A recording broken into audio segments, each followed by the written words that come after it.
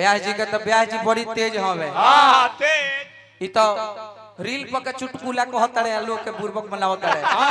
बाकी हाल ही में इनका गांव पुलिस वाला चुटकुला कहले हन। तो हमहू पुलिस वाले को सच हूं घटना कह देता नहीं जने के ना जाने। ब्यास जी के गांव में एक बार चोरी हो गई। चोरी हो गई। दरोगा जी आइले, थानेदार साहब आइले, इनका गांव के मुखिया जी भी आइले, सब लोग आए, सरपंच साहब के भी बुलावल गए। दरोगा जी लोग आई, सब लोग जांच पड़ताल में बाकी चोरी के कइले बा कैसे भइल बा। आ ब्यास जी उतर गइले। आ उतर के बड़ा बाबू लगे जाके कहले कि बड़ा बाबू हम जानतानी चोरी के कइले बा, हम जानतानी चोरी के कइले बा। तो बड़ा बाबू कहले कि बताओ चोरी के कइले बा। तो कहले कि एजा ना बताए तनी दूर चले। अब लेके चल गइले दूर कहीं खेत में ले गइले। खेत में ले गइले गाछ वृक्ष रहे वइजा। दरोगा जी कहले कि बताओ के चोरी कइले बा। कहले कि हम सुनले बानी गाछ वृक्ष भी बोलेला, काहे कि सीता जी भुलाई रहली नु। तो राम जी सीता जी के यदि सीता जी के रावण चुरा के लेके चल गए रहले, तो राम जी गाछ से भी वृक्ष से भी पूछत रहले कि हमरा सीता के देखल हो। यदि गाछ बोल सकता तो गाछ सुनियो सकता, ए जो ना बताए। अब घाम के दिन बा, दरोगा जी पसेना पोछत रे चलत रे कि कहीं सबूत मिल जाओ, कहीं चोर पकड़ा जाओ। दीवाल के आरी ले गइले। ओ दीवाल के आरी ले जाके दरोगा जी पूछत रे बोले जा के चोरी कइले बा। तो ई कहत रे देवलियो के कान होला, ए जो ना बताए। अब दरोगा जी कहले कि हो दे भाई साफ हलुक बा ई तो बताते नहीं थे। अब ले गइले दरोगा जी साफ एगो चेवरा के कानी पर नहर के लगे। आ दरोगा जी कहत रे आई आ दरोगा जी कानवा में अपन मुहवा सटाली हले। कहले कि ई चोरी होई ना होई कोनो चोरी कोई ई काम ई जौन काम भइल बा होई ना होई कोनो चोरी के काम हो। दरोगा जी कर बात सुन के कहले कि बाप रे बाबू जाते नहीं के हम बुरबो कि ते बुरबो। माय बोका बना के रख देलक। फिर हमारे प्रमदानी अरुण चाचा की ओर से हजारों हजार पुरस्कार मिलल बा।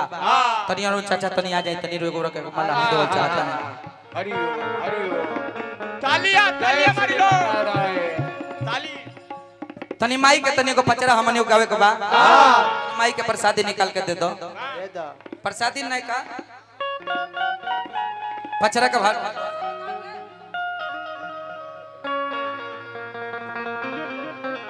कहे कबा कैसे। बाबू वीरेंद्र सिंह जी के भाव लगता। अब मैंने पर रही कहे कबा पचरा का होत रहनी हम बाबू वीरेंद्र सिंह मेनवा में हल्का सा बेस डाल दी। बेस ले लो उन्हें से। हाँ रहो भैया।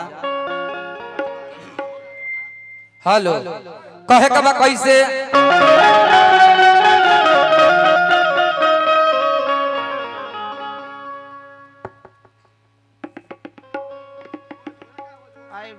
यह माइक ओरिजिनल प्रसादी हो। ई कहां से आइल बा? थावे से चुरा के आइल बा। कहो तनी गोपालगंज थाना तारा पीछा करत ही जलिया कोई। पचरा का भाव लगता कहे का बा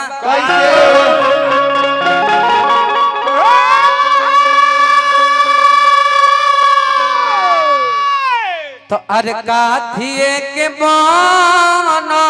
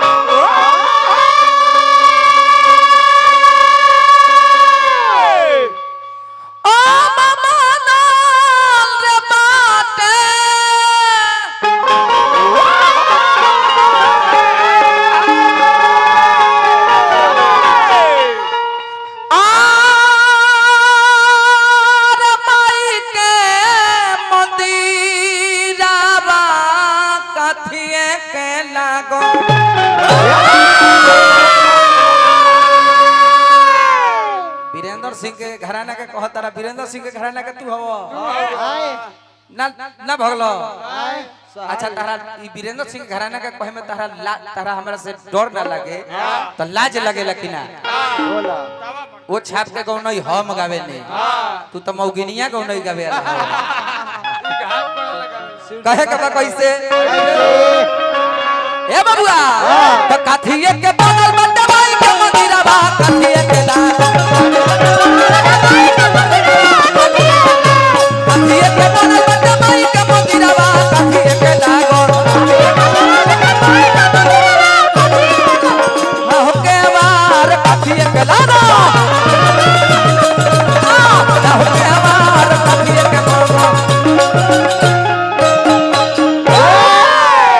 तो पहले गीत से गीत जवाब होके पहले सवाल होके ओकर बाद जवाब होके आ तब व्यास लोग के धोती में धोती जवाब मांगता ये छोटी धोती में सब आ जा कहे कबा कैसे कैसे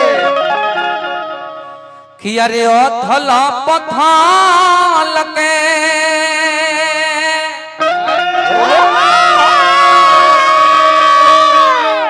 हरे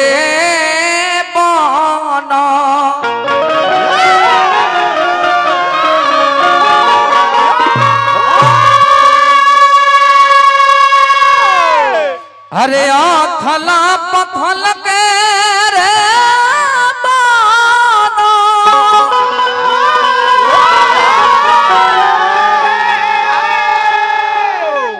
आरे माई के मोतीरा बाहिरा मोती लागो कहे के बा कैसे कैसे तो अथर पथल के बना माई के मोतीरा बाहिरा मोती लागो